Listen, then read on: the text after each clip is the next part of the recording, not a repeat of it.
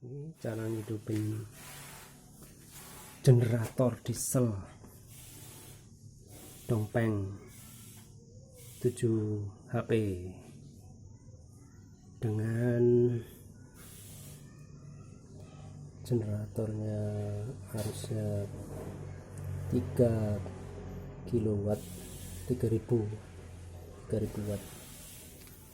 Pertama gas netral dulu, ini kendorin aja, kendorin. Nah, ini netral.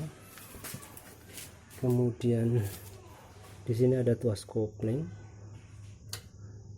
Kalau begini berarti mesin di kopling, kalau di sini lepas kopling kayak di motor gitu. Jadi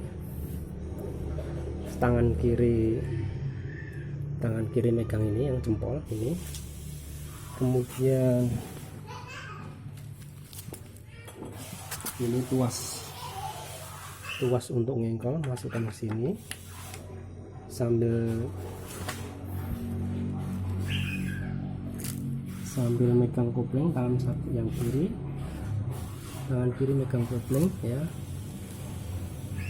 tangan kiri megang kopling, kemudian putar. Nah, bunyi krek itu berarti positif bisa hidup. Krek.